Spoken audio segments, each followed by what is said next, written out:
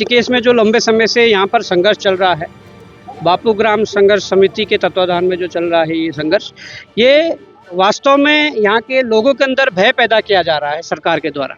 और ये इसलिए हो रहा है कि सरकार को लग रहा है कि ऋषिकेश में जिस प्रकार की सरकार ने यहाँ के लोगों की उपेक्षा की है और उसके विपरीत जो यहाँ के जनता में रोष है, उसको देखकर उन्हें लगता है कि यहाँ की जनता को फिर से कैसे अपने पक्ष में लाया जाए। तो पक्ष में लाने का मतलब ये नहीं है कि आप उन्हें डराओ और उनके अंदर भय पैदा करो। साफ शब्दों में, स्पष्ट शब्दों में ये कहना चाहता हूँ कि जो वन है वो 3 सूचियां हैं, संघ सूची, राज्य सूची और समवर्ती सूची। और ये समवर्ती सूची का विषय जरूर है, परंतु इसमें स्टेट को पावर है यहाँ पर कानून बनाने की। तो क्यों प्रताड़नाएं दी जा रही है यहाँ के लोगों को, जब मामला 1948 से चल रहा है, फिर 84 में ये वन विभाग में गया और उसके बाद से जो चीज़ें यहाँ हुई, यहाँ पर कोई ऐसा नहीं है कि दर्जनों और सैकड़ों हजारों लोगों की बात है, यहाँ पर लाखों की जनसंख्या में लोग रह रहे हैं। और यहाँ पर ये देखना चाहिए कि जनहित क्या है। कई जगह पर सरकारों को ये फैसले लेने पड़ते हैं कि जनहित में क्या है, क्या यहाँ पर वन दिख रहा है, नहीं दिख रहा है। तो मैं ये साफ शब्दों में कहना चाहता हूँ कि ये एक बड़ा षड्यंत्र है और उस बड़े षड्यंत्र के तहत उत्तराखंड सरकार जो 2 गुजराती जो मॉडल है उस आधार पर चलने को विवश है। और उन गुजराती मॉडल के आधार पर, जैसे अभी हाल फिलहाल में डाकपत्थर में जो बैराज के आसपास जो 900 बीघा जमीन जैसे सुनने में आ रहा कि अमित शाह के लड़के को और अडानी अंबानी को देने की तैयारी है, हो सकता है कि ये ऋषिकेश में भी इस प्रकार का ये षड्यंत्र हो। जब यहाँ की जनता ने यहाँ विधायक चुने, यहाँ सांसद चुने, 2017 में यहाँ पर नगर निगम में इस क्षेत्र को घोषित किया, तो क्या सरकार के पास ये आंकड़े ही नहीं थे, या सरकार के पास इस चीज़ की जानकारी नहीं थी कि हम वन भूमि को नगर निगम में घोषित नहीं कर सकते हैं, या वन भूमि में हम पानी के कलेक्शन नहीं दे सकते हैं, या यहाँ पर सड़कों का जाल नहीं बिछा सकते हैं, या यहाँ पर बिजली के जो मीटर है वो नहीं लगा सकते हैं। ये तमाम प्रकार की जो चीज़ें हैं ये कहीं ना कहीं यहाँ के जो जनता जनार्दन है इनके पक्ष की है। और इस आधारित जो भी नीति बनेगी उसको लेकर आगे जो कानून बनाने जा रहे हैं ये जनहित में हो। अगर ऐसा नहीं हुआ तो ये राजस्व ग्राम की जो लड़ाई है ये केवल ऋषिकेश का मामला नहीं है। इस राजस्व ग्राम की लड़ाई हमारे कुमाऊं क्षेत्र के लाल कुआं से लेकर और पूरे अलग अलग जगहों पर राजस्व ग्राम की लड़ाई लड़ी जा रही है। और अगर सरकार नहीं जागती है तो निश्चित ही इन सभी जगहों के आंदोलन को एक साथ एक सूत्र में पिरो करके हम इस पूरे प्रदेश का प्रदेशव्यापी आंदोलन बनाएंगे और अपने हक हकूकों को, अधिकारों को लेकर रहेंगे। अच्छा, मामला सुप्रीम कोर्ट में इस वक्त चल रहा है, तो क्या स्वाभिमान मोर्चा मजबूत पैरवी करेगा सुप्रीम कोर्ट में जनता के लिए? देखिए, पैरवी तो सरकार को करनी चाहिए। जिस सरकार ने यहाँ पर सालों साल कई वर्षों से विधायक जिनका चुन के गया है, उस समय ये वोट वैध थे और अब ये लोग अवैध हैं। जिन लोगों ने यहाँ पर संसदीय चुनाव लड़के सांसद चुनकर गए तब ये लोग वैध थे, अब अवैध हैं। ये पैरवी उन लोगों को मजबूती से करनी चाहिए। हमारे स्तर का जो भी मामला होगा, हमारे स्तर पर लीगल जो चीज़ें होगी उसको करने को लेकर, या सड़कों पर संघर्ष करने को लेकर, सरकार के कानों तक आवाज़ पहुंचाने को लेकर जितने भी संघर्ष हो गए उत्तराखंड स्वाभिमान मोर्चा के बैनर तले किए जाएंगे। और हम आज आए हैं, हमारी जो टीम यहाँ ऋषिकेश की टीम है, यहाँ के जिला अध्यक्ष हो, नगर अध्यक्ष हो, या यहाँ के जो प्रभारी हो, या तमाम यहाँ के पूर्व मेयर प्रत्याशी रहे हो, सब लोग समय समय पर यहाँ आकर समर्थन दे रहे हैं। और हम तन मन धन से इन सभी लोगों के साथ हैं और इनकी हर लड़ाई में हम खड़े हैं। एक सवाल और ये है कि सुप्रीम कोर्ट ने फटकार लगाई थी सरकार को कि 23-24 साल से आप कहाँ सो रखते हो, तो इसमें क्या पूरी जो है गलती सरकार की मानी जाएगी? सरकार की गलतियों का जो खामियाजा वो आम जनता को भुगतना है? देखिए, पूरी गलती सरकार की है। सुप्रीम कोर्ट ने इस बात को अपने जो जजमेंट है उसमें दिया है।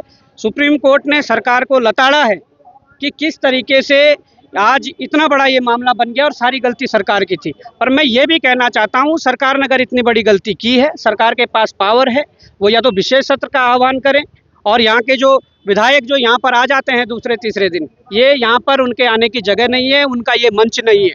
वो अपने प्रचंड बहुमत वाली सरकार को, जिसे उत्तराखंड की जनता ने चुना है प्रचंड बहुमत देकर, उनको वो बोलें कि विशेष सत्र आहूत किया जाए और राजस्व ग्राम की जो ये फाइलें हैं इस पर कानून बनाकर यहाँ के लोगों को अधिकार दिया जाए। और अगर वो ऐसा नहीं कर सकते हैं तो शायद उनकी जो पूर्व की विधायकी रही हो, जितने साल विधायक रहे, जो वर्तमान में है, वो निरस्त करे या वो इस्तीफा दे। यहाँ से जो सांसद चुन के गया है इन वोटों के आधार पर, वो इस्तीफा दे। यहाँ से जो मेयर चुना है वो इस्तीफा दें, उनको हटाइए। तो साफ तौर पर ये पूरा फेलियर सरकार का है। और मैं चाहता हूँ कि सरकार अभी भी वर्तमान समय में पूरी तरीके से अच्छी पैरवी करें और यहाँ के लोगों के हक में न्याय दें। अगर ऐसा नहीं हो सकता है तो निश्चित ही ये आंदोलन बढ़ेगा और सरकार को तमाचा लगेगा। गोपी भाई 2027 चुनाव नजदीक है, टीम लगातार आपके जो टीम के हैं वो इस्तीफा दे रहे हैं, कुछ लोगों ने अभी हाल में दिया है, उस पर क्या कहेंगे? देखिए, ऐसा होता है कि जब कोई पार्टी या संगठन चलता है, इसमें इस्तीफे से लेकर और सदस्यता तक सारी ये प्रक्रिया आम है। महीनों सालों में कई लोग इस्तीफे देते हैं, महीनों सालों में कई लोग सदस्यता ग्रहण करते हैं। तो ये तो एक सतत प्रक्रिया है जो किसी भी संगठन और पार्टी में चलते रहती है। और निश्चित ही हमारी जो विचारधारा है उत्तराखंड को लेकर है, यहाँ पर भ्रष्टाचार मुक्त शासन को लेकर है, यहाँ के युवाओं के हर हाथ को रोजगार देने के पक्ष में है। यहाँ पर जिस प्रकार से हमारे लोगों को उत्तराखंड को यहाँ पर छला गया है 25 वर्षों से 26 वर्षों से, तो निश्चित तौर पर उस सबका हिसाब लेने की हमारी एक विचारधारा कि हमारे जो आंदोलनकारी जो शहीद हुए, जिन्होंने शहादतें दी, जिन लोगों ने गोलियां खाई, लाठियां खाई, जिन पर आज भी मुकदमे चल रहे हैं, या मुजफ्फरनगर जैसा कांड जो हुआ है हमारे महिलाओं के साथ किस प्रकार की, ये सारी जो चीज़ें हैं ये हमारे मन में है, मस्तिष्क में है, दिल में है। इससे हम आहत है, पूरे उत्तराखंड के लोग आहत हैं। अगर हम आगे बढ़ रहे हैं तो इसी उद्देश्य के साथ बढ़ रहे हैं कि इन सबको ध्यान में रखते हुए हम आगे की जो कार्रवाई, आगे की लड़ाई लड़ेंगे और इन सबको चाहेंगे कि ये इन सबका सम्मान भी बना रहे, आंदोलनकारियों का सम्मान भी बना रहे और इन सबको न्याय मिल सके। जो आज तक मुजफ्फरनगर जैसे कांड में जिस प्रकार की हमारी माताओं बहनों के साथ जो अत्याचार हुए, उन दोषियों तक नहीं सजा दिला पाए। हम सबका ये उद्देश्य है कि उन सबको साथ में लेकर हम आगे बढ़ रहे हैं। और साफ तौर पर यह है कि आपने इस्तीफे और उसकी मांग की, ये सतत प्रक्रियाएं चलते रहती है। अच्छा भाई, एक सवाल और है, कांग्रेस प्रदेश अध्यक्ष गणेश गोटियाल ने ये बात कही कि वो गठबंधन में चुनाव लड़ने के लिए तैयार है, सीट बांटने को तैयार है। क्या आप लोग इस पर विचार करेंगे? देखिए जिस प्रकार से भाजपा का तंत्र है, जिस प्रकार से भाजपा की जो सरकार, अभी बिहार चुनाव भी हाल ही में देखा गया है, और साम दाम दंड भेद की सारी प्रक्रिया अपनाकर जिस प्रकार से वो चीज़ें करते हैं। बिहार में पहले महिलाओं को 10-10 हज़ार रुपये अकाउंट में डाले गए, फिर चुनाव के बाद स्टेटमेंट जारी किया कि गलती से पैसे गए हैं, वापस कीजिए। इस प्रकार के षड्यंत्रों के लिए जो विपक्ष में पड़ने वाला वोट है उसका बंटवारा ना हो, हम इस दिशा में सोच रहे हैं। और निश्चित तौर पर अगर ऐसा होगा, इस पर सहमति बनेगी, तो जितना भी विपक्ष है, वो जितने भी क्षेत्रीय दल हैं या भाजपा को छोड़कर और भी जो दल हैं, जो विपक्ष में वोट पड़ने वाला वो ना बंटे, इस आधारित पर हम चल रहे हैं। और अगर इस पर सहमति बनती है तो निश्चित तौर पर भाजपा जो आज प्रचंड बहुमत अपने आप को कह रही है और जो कहीं ना कहीं तानाशाही रूप जिन्होंने ले रखा है, उनको करारा जवाब देने के हमारी कोशिश है। धन्यवाद। ठीक।